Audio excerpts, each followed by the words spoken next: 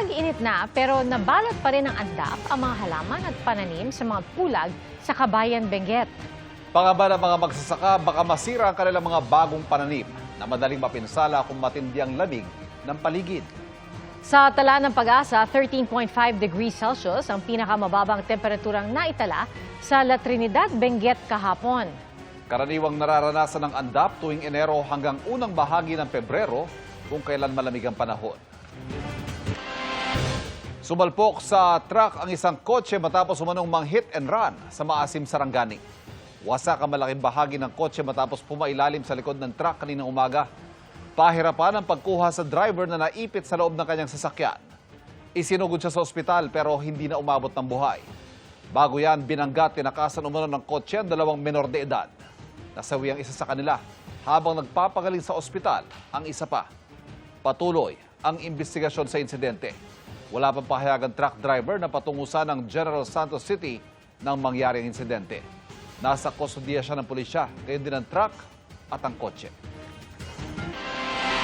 Exempted sa pagbabayad ng toll ang mga sasakyang may dala ng agricultural products simula po Lunes. Kinumpirma yan ng Transportation Department alinsunod sa direktiba ni Pangulong Marcos na panatilihing stable ang presyo ng mga agricultural product sa gitna ng krisis sa langis. Tatagal ng 1 buwan ang toll exemption at posible pang ma-extend. Nahuli sa Pasay City ang isang miyembro umano ng New People's Army na sangkot sa pagkamatay ng ilang miyembro ng Citizen Armed Force Geographical Unit o CAFGU sa Northern Samar. Nakatutok si Jomer Apresto. Sumakay dyan sa bus, sumakay sa bus.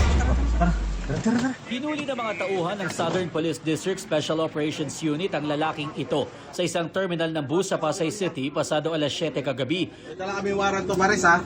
Ayon sa pulisya, miyembro ng CPP-NPA na Eastern Visayas Regional Party Committee ang 29 anyos na si alias Belho. Dawit daw ang pangalan nito sa ilang pag-atake sa mga tauhan ng Philippine Army sa Northern Samar. Kabilang ang pag-ambush sa mga sundalo noong June 9, 2018 sa Las Navas, Northern Samar. Dati rin daw siyang miyembro ng Special Partisan Unit Special Operations Group na sangkot naman sa pagkamatay ng ilang tauhan ng Citizen Armed Force Geographical Unit o CAFGU personnel sa nasabing probinsya.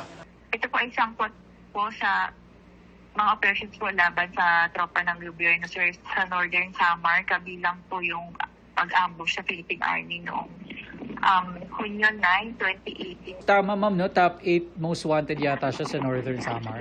Yes po, sir. Halos 5 taon ding nagtago si alias Belho na nahaharap sa kasong attempted murder sa Northern Samar noon pang 2021. Namamasukan siya security guard sa Metro Manila at pansamantalang naninirahan sa Pasig City. Papunta raw sana siya ng Olongapo nang mahuli siya ng mga pulis. Kuha rin po tayo ng information na siya po ay miyembro ng Special Partisan Unit na hinihinalang sangkot din po sa pagpaslang sa mga CAFGU person. Nasa DSOU, sir, upang ma-prepare po yung mga documentation na kailangan. Wala pang pahayag ang akusado. Mananatili siya sa kustodiya ng SPD-DSOU habang hinihintay ang commitment order ng korte. Jomer Apresto, nakatutok, 24 oras. Lumuwag ang mga bodega ng National Food Authority dahil sa bilis ng pagbenta ng 20 bigas o bigas na itinitinda ng 20 pesos kada kilo. Ayon po sa NFA, 40% ng kanilang mga imbakan ang nabakante sa ngayon.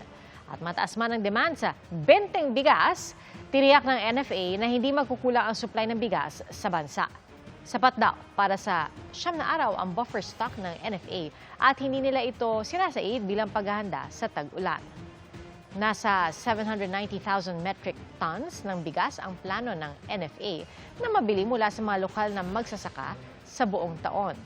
At ngayong panahon ng anihan, 40 hanggang 50% nito ang target nilang makuha.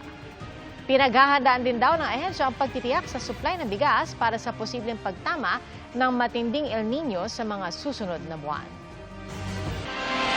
Bago ang muling pagsasara ng Strait of Hormuz, sinabi ng Department of Migrant Workers na ligtas ng nakalabas ang ilang barkong may mga sakay na mahigit 200 tripulanting Pinoy. Pero libo-libo pa rin kababayan natin ang nananatili sa mga barkong naroon pa rin. Nakatutok si JP Soriano. Kasunod ng pahayag ng Iran na pwede nang dumaan sa Strait of Hormuz ang lahat ng commercial ships, kinumpirma ng Department of Migrant Workers o DMW na kabilang sa mga barkong nakalabas doon ang mga barkong may sakay na mga tripulanting Pilipino. 15 sila na ships at 266 Filipino seafarers. Since first week of April sila nakapag-exit ng Strait of Hormuz.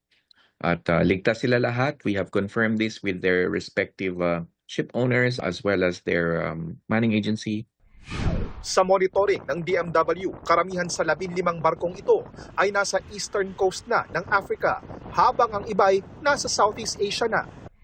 Nag-exit ng Strait of Hormuz, Persian Gulf, umiwas sa Red Sea at iikot ng Horn of Africa papuntang Mediterranean Sea sa Europa.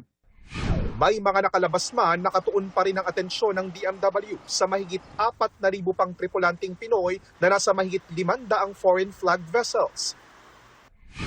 Ngayong araw, nakabalik na ng Pilipinas ang mga tripulanting Pinoy na sakay naman ng oil tanker na Aqua One ng Qatar na tinamaan ng isang missile ng Iran noong unang linggo ng Abril. Tinutulungan sila ngayon ng DMW at OWA. JP Soriano, nakatutok 24 oras. Viral ang nakunang tagpo sa Poland kung saan ang mga paggala-galang wild boar o baboy ramo, di na lang mga tao ang tumataboy kundi pati na rin isang robot. Kuya Kim, ano na? Sa viral video ito, ang makikitang tumataboy sa mga paggala-galang baboy ramo sa Poland, hindi tao kundi isang humanoid robot. Meet Edward Warchocki, isa siyang Unit 3 G1 robot na gumagana sa tulong ng AI, Artificial Intelligence. Si Edward kinagigiliwan ngayon sa Poland. Kamakailan lang, bumisita pa siya sa Lower House of Parliament ng Poland at nakipagkwentuhan sa mga mambabatas doon. Kuya Kim, ano na? Sa tulong ng modernong teknolohiya, marami na ang kayang gawin ng mga robots. Ang Atlas robot ng Boston Dynamics, hindi lang kayang tumakbo at tumalon. Nagba-backflip din ito na parang gymnast. Ang robot namang si Sofia, na gawa ng Hanson Robotics, kayang ngumiti, magtaas ng kilay, at makipag-usap gamit ang AI. May mga humanoid robot din na ginagamit sa healthcare at caregiving, gaya ng robot na si Pepper. Pero laging tandaan, kahit gaano man kahusay ang mga robot ngayon, tayo pa rin ang may control sa kanila. Kaya gamitin natin ang responsable ang biyaya ng teknolohiya. Ito po si Kuya Kim at sagot po kayo 24 oras.